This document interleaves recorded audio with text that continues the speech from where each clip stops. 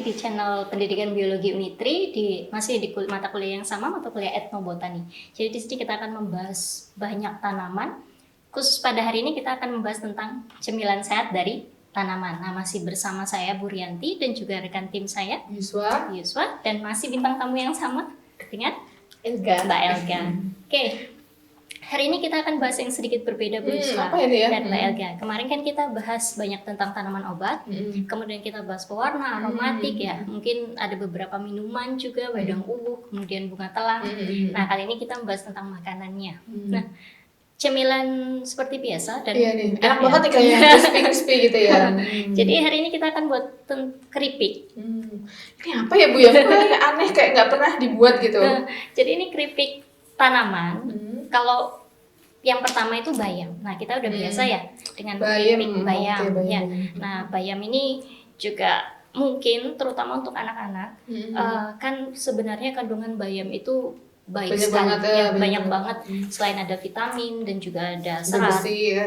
Paling penting adalah zat besinya. Nah, terutama untuk anak-anak kecil biasanya kan males banget makan sayur. Oke. Kita bisa buat cemilan dari bayam. Dari bayam. Saya udah mau ngambil aja nih. Dan sekarang juga bahkan banyak sekali yang sudah menjual keripik bayam ya. Jadi bayam ini saya rasa udah populer. Kalau dulu saya memang taunya bayam dari kartun Popeye. Mbak Elga juga tahu ya? Iya. Beda era. Nah, jadi dari Popeye itu juga anak-anak kecil biasanya mulai tertarik sama bayam karena kalau di kartun Popeye kan biasanya makannya bayam. Bayam langsung strong gitu ya, langsung kuat kan. Nah, ini salah satu alternatif kita buat cemilan seperti biasa keripik bayam. Mungkin mau dicoba? Kita coba. Saya mau banget. Oke nih, ini ya. Itu keripik bayam. Daun bayam. Kita coba keripik bayam. Ini udah jadi nih, kapan nih masaknya Bu Rianti? Wah, kita banget Bu Rianti masaknya.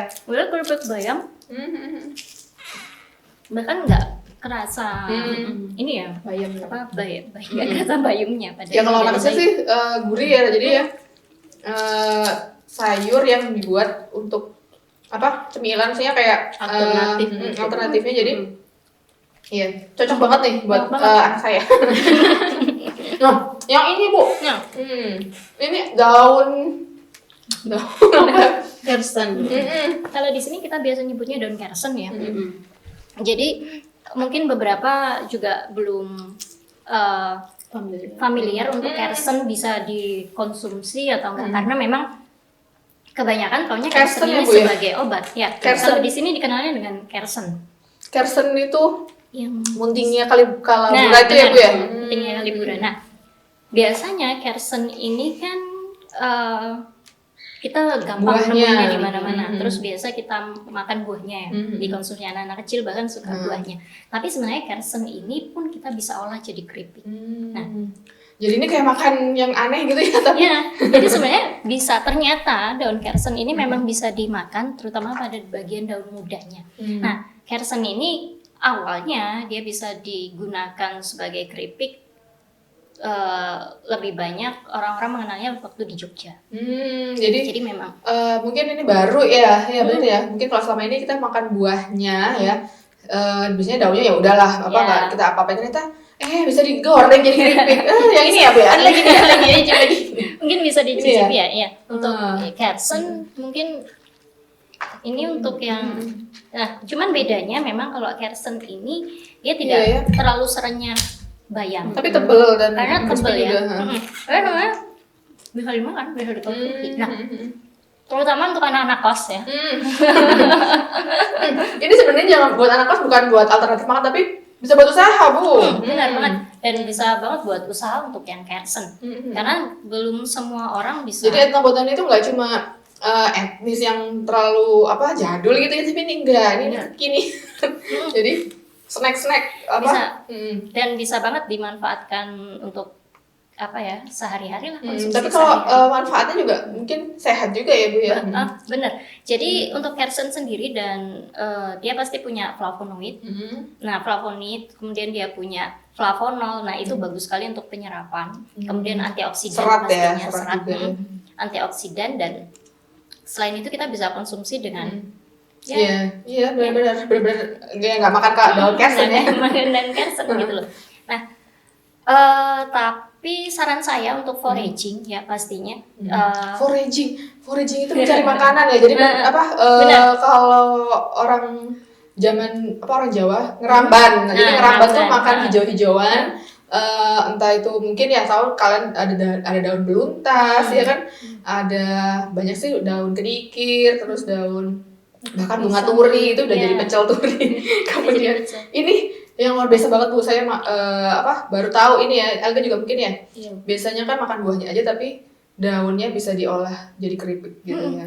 Jadi kersen ini kita bisa makan langsung ternyata. Jadi kalau selama ini kita tahu buahnya bisa dimakan, ternyata daunnya juga kita bisa olah gitu ya. Tapi ini jangan nyoba-nyoba daun yang lain ya. Ini sementara kita rekomennya.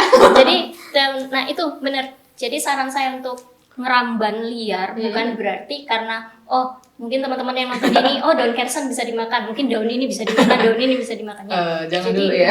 Hati-hati untuk foraging liar karena kalau misalnya belum ada penelitiannya, kemudian belum pernah orang melakukan, itu bisa jadi ada kandungan yang kita nggak tahu yang ternyata untuk dikonsumsi memang tidak boleh, atau mungkin pengolahannya mungkin ada pengolahan yang salah. Kalau ini memang seperti biasa ya, kita cuci, kemudian kita ambil daun mudanya, terus kemudian kayak buat keripik keripik bayam ini ya. Ditepungin kemudian kita goreng, kita bisa mengkonsumsi. Tapi untuk bagian foraging yang liar sebaiknya lakukan riset dulu. Iya, minimal lihat dulu di internet atau dari info dari kakaknya, ibunya, saudaranya ya. Jadi minimal jangan nyoba-nyoba ternyata mirip nih, tapi hati-hati. Intinya itu tetap hati-hati.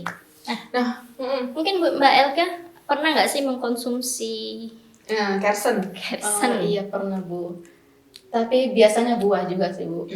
Bayam juga pernah. Tapi ada satu yang pernah saya pribadi sendiri buat itu ini kulit pisang Bu, dibuat keripik. Iya kulit pisang. Iya benar-benar kulit pisang yang bagian tengahnya itu diiris-iris tipis, terus direndam pakai air kapur semalaman. Besoknya dicuci bersih, terus dibalurin tepung, digoreng. Itu pernah saya sendiri pernah buat. Kulit batang pisang. Pisang kapok, Pisang kepok, batangnya tengah. Iya. Kalau batang tengahnya emang juga dimasak sebenarnya ya, dibuat sayur ares itu loh Bu. Dari biasanya saya tahu sih ada gudeg terus ada aresnya gitu, jadi ada yang masak seperti itu. Jadi kalau tadi dibuat keripik juga gitu ya. Jadi beragam banget dan ini terbuka sekali buat teman-teman mau belajar lagi atau mau mencoba. Jadi kita tuh makannya itu beragam banget dan saya juga dapat info nih Bu. Jadi orang Indonesia tuh ternyata hanya makan 6 sampai 7 jenis lah itu sehari. Jadi kita cuma punya 6-7 varian jenis makanan dalam satu piring kita. Sedangkan kalau dari Jepang itu dia sehari bisa sampai 23 jenis sumber makanan. Jadi maksudnya ada bukan hanya tanaman aja sih, ada yang proteinnya dan lain sebagainya, tapi itu beragam banget makanan yang dia makan. Jadi sumber-sumbernya tadi itu mungkin ini yang bisa terbuka untuk generasi yang akan datang ya, generasi milenial. Enak ya Mbak Elga ya? Ayo lagi.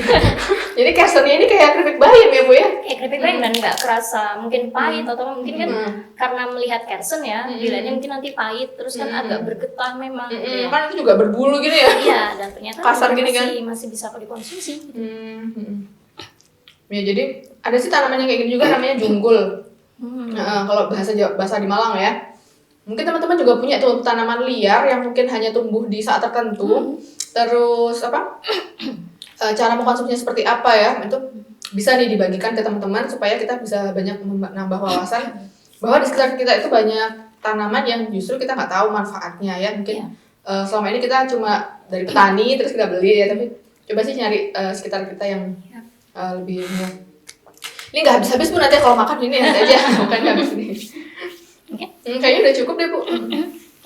Mungkin itu untuk teman-teman ya. Jadi bahkan di sekitar kita mungkin selama ini kita lihat kersen belum berbuah ya sudah gitu ya.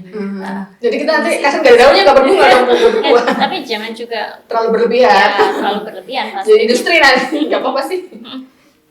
Jadi saya rasa itu, dan ingat pesan kita terutama untuk foraging liar, tetap cari risetnya, jangan asal mungkin mengambil kemudian dikonsumsi, karena itu akan fatal sekali kalau misalnya kita nggak tahu informasi Iya, sebelumnya. karena ada satu film tuh dia salah makan tanaman itu dan akhirnya dia mati.